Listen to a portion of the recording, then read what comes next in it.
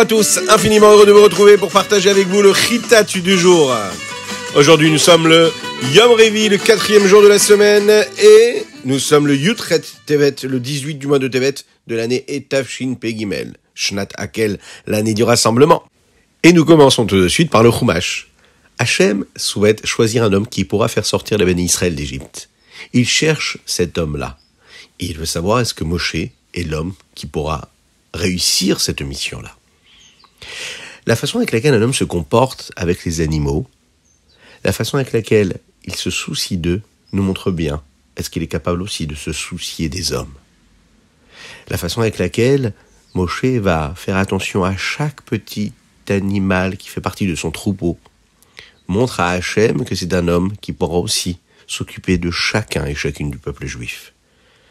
Moshe prend le troupeau vers le désert, afin qu'il ne mange pas de la nourriture qui appartienne à d'autres personnes. Il les amène dans des endroits isolés qui n'appartiennent à personne. Un jour, il arrive vers le mont Horev, celui qui deviendra un petit peu plus tard dans notre histoire le Har Sinaï. Vous connaissez le Har Sinaï. Nous allons recevoir la Torah sur le Har Sinaï un petit peu plus tard. Moshe voit sur ce mont Horev un buisson qui est en train de brûler. Mais le feu brûle, mais il ne se consume pas.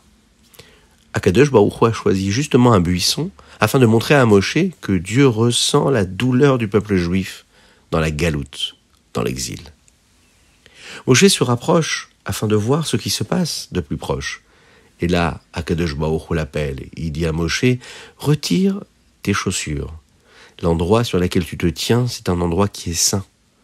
Hachem dit à Moshe, Ani Hachem, je suis Dieu.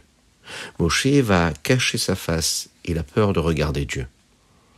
Et là, Hachem dit à Moshe qu'il a vu toutes les difficultés que les bénis Israël sont en train d'endurer en Égypte, et que maintenant il a décidé de les faire sortir d'Égypte et de les amener en Eretz Israël. Il dit donc à Paro, Shalach et ami, viens chercher mon peuple et fais-le partir de cette Égypte-là. Donne aux bénis Israël la possibilité de sortir d'exil. Mais Moshe répond à Dieu, mais moi je ne suis qu'un berger, Paro ne va pas du tout m'écouter. Et puis comment moi, tout seul, je vais réussir à faire sortir un peuple entier d'Égypte ? Hachem lui répond, n'aie pas peur, ne crains rien, je serai avec toi. Et c'est précisément parce que tu es ce berger-là de troupeau. C'est la raison pour laquelle je t'ai justement choisi. Et comme ce buisson ardent qui ne brûle pas, toi aussi, tu ne seras jamais touché par ce qui se passera. Les bénis Israël doivent sortir maintenant d'Égypte, parce qu'ils ont un but. Le but, c'est qu'ils doivent servir Dieu. Ils vont d'ailleurs maintenant recevoir la Torah et accomplir toutes les mitzvot qui se trouvent dans cette Torah. Mais Moshe n'est pas tranquille. Il est inquiet, il dit à Akadosh Baruch Hu, il dit, mais lorsque j'arriverai chez les bénis Israël, ils vont me demander, mais qui es-tu ? Et comment ça se fait que ton Dieu nous a mis dans telle situation ? Pourquoi est-ce qu'il laisse faire les Égyptiens ? Pourquoi est-ce qu'il nous a fait souffrir autant ? Qu'est-ce que je vais pouvoir leur répondre ? Hachem dit à Moshe, ne t'inquiète pas. Dis-leur que tout ce qui s'est passé, c'est pour le bien. Ils ont peut-être été esclaves en Égypte, mais ils devaient passer par cette étape-là pour pouvoir passer à l'étape suivante, celle de recevoir la Torah.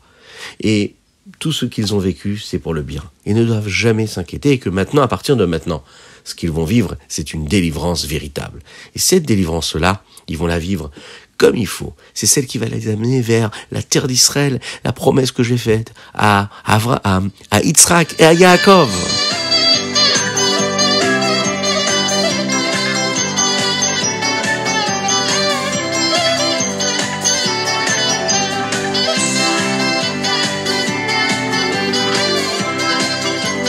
Et nous passons tout de suite au Tehilim. Aujourd'hui, nous sommes le 18 du mois de Tevet et nous lisons les chapitres 88 et 89, Péchet et Pétet. Un des éléments dont il est question dans le chapitre 89, c'est qu'Hachem a donné la royauté à David, à Meler, au roi David et à ses enfants. Il est dit d'ailleurs dans ce texte, Zaro leolam yeh. Là, maintenant, vous savez, à notre époque, nous n'avons pas de roi juif. Alors, elle est où la promesse de Dieu, celle qu'il a faite à David Améler, que ses enfants seront toujours rois sur le peuple d'Israël? Alors, il faut savoir que Mashiach va venir très rapidement. Il va se dévoiler, il va nous délivrer de cet exil dans lequel on se trouve. Et d'où vient Mashiach? De la génération de David Amelech. C'est la raison pour laquelle la promesse que Dieu a faite à David Amelech, elle est éternelle. Peut-être que maintenant nous n'avons pas ce roi-là qui est présent, mais il est en train de se dévoiler petit à petit. Et le Melech HaMashiach, qui lui vient des descendants de David, va se dévoiler et nous libérer de cet exil. Et oui, vous êtes d'accord, on n'en peut plus, on veut Mashiach tout de suite.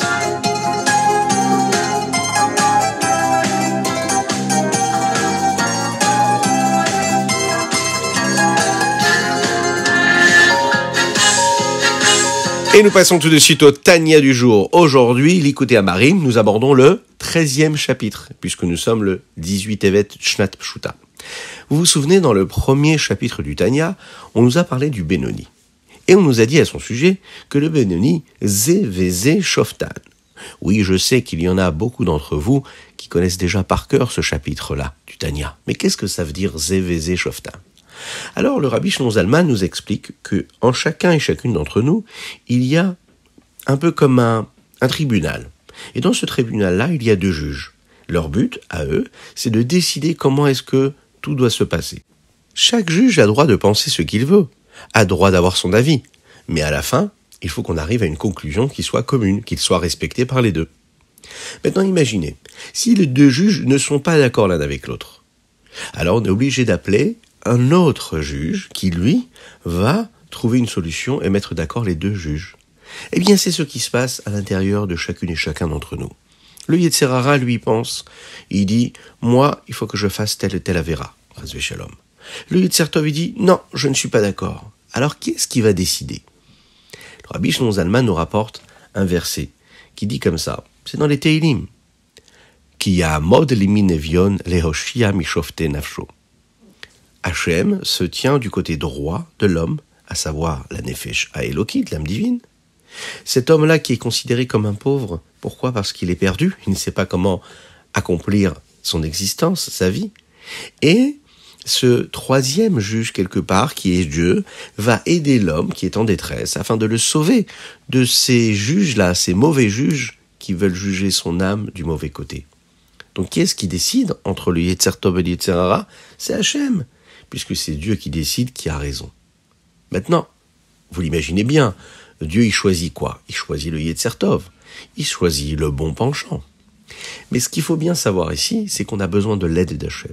Chaque fois que l'âme animale est trop forte et elle se renforce tous les jours, par exemple, quand elle est trop au contact de la nourriture, de la boisson, elle devient trop grossière, trop matérialiste. Et ça devient compliqué pour elle de donner son avis. Alors, dans ces moments-là, ce qu'il faut, c'est prier Dieu. On prie Hachem, on lui demande de nous aider à avoir toutes les raisons qu'il faut et toutes les réponses qu'il faut donner au Nefesh Habahamit, à l'âme animale, afin qu'elle suive notre avis. Hachem peut nous aider à se renforcer dans ce grand tribunal-là qu'il y a entre les deux, entre le Yetzer Tov et le Yetzer Hara. C'est la raison pour laquelle la Gemara nous dit qu'un homme doit toujours se considérer qu'Eracha, comme un rachat. Puisque le Benoni, lui, n'est pas comme le Tzadik qui n'a plus du tout de Yetzer Hara, qui n'a plus du tout de mauvais penchant. Le Benoni, il a un mauvais penchant précisément comme le rachat, qu'Eracha. La seule différence, c'est que le Benoni sait ne pas écouter la voix du rachat. Mais s'il considère qu'il est un tzaddik, eh bien, il ne va même pas être conscient qu'il doit combattre le mal, et il ne va même pas être conscient que son Yetzer Hara est présent chez lui. Et il risque complètement de se laisser avoir par lui. Donc il faut être sur ses gardes, il faut toujours se dire, bon, alors si j'ai vraiment passé une matinée ou une soirée ou une journée entière où j'ai l'impression que j'ai eu plus envie de faire des choses négatives que des choses positives, c'est que mon Yetzer Hara et que mon âme animale est trop présente. C'est-à-dire que je l'ai un peu trop écoutée et du coup, elle donne un peu trop son avis. Donc ce qu'il faut faire, c'est renverser complètement la tendance et me dire qu'à partir de maintenant, je dois écouter le Yetzer Tov. Oui, mais si je n'y arrive pas, eh bien j'appelle Hachem à mon aide. Je prie Dieu et je demande à Dieu, aide-moi à combattre le Yetzer Hara, aide-moi à combattre le mal, aide-moi, donne-moi des forces pour permettre à mon Yetzer Tov, à mon bon penchant, de se révéler, de s'exprimer, d'être celui qu'on va écouter à la fin.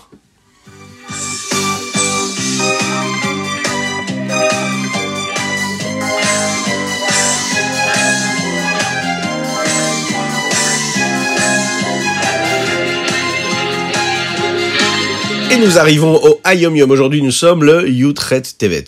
Alors, pendant cette année-là où le Hayom Yom a été écrit, c'était le jour du Shabbat Parashat Vayechi. Et vous savez que dans la Parashat Vayechi, on termine la Parashat Vayechi en disant Chazak, Chazak, Venit Chazek. Donc le Hayom Yom nous dit qu'il faut bien garder ce minag-là que nous avons à la fin, c'est-à-dire que celui qui monte en dernier dans le Chumash dit Chazak, Chazak, Venit Chazek. Il y a un autre minag que nous avons dans la Tefila qui concerne la Tefila de Arvit de Motzei Shabbat.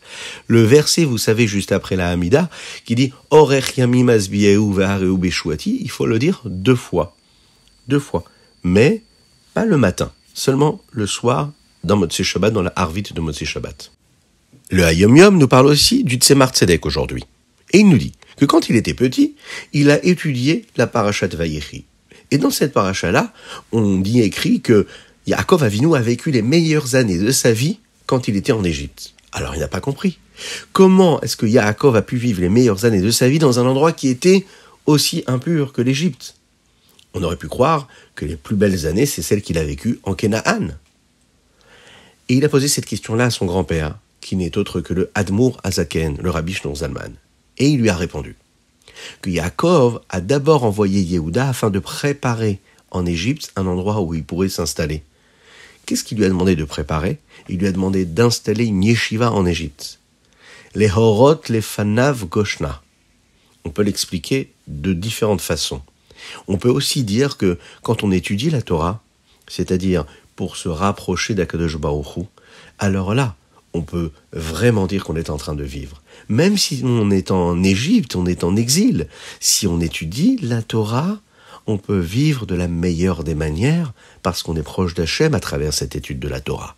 Et c'est ce que le Rabbi Shneur Zalman a expliqué au Tzemar Tzedek. Et de cette façon-là, il a compris ce que ça voulait dire, que Yaakov Avinu a pu vivre une très très belle vie tout en étant en fait dans un endroit aussi impur que l'Égypte.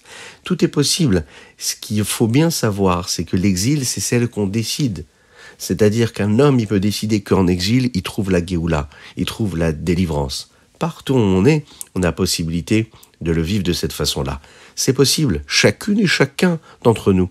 Partout où on est, même si on est dans des difficultés, on doit toujours savoir qu'à chaque fois qu'on va lire un texte de Torah, qu'on va faire une mitzvah, on se rapproche d'Hachem. Et là, on retrouve quoi?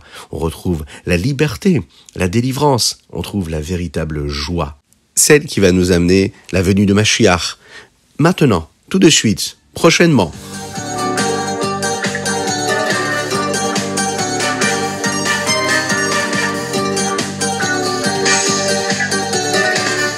Et voilà, c'était le Chitatu du jour. J'espère que vous avez passé un bon moment. N'hésitez pas à le partager avec vos amis. N'oubliez pas de nous envoyer vos dédicaces, vos noms et vos prénoms sur torahaudio.fr.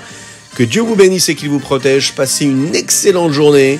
Et on se dit à très très très très bientôt. À bientôt.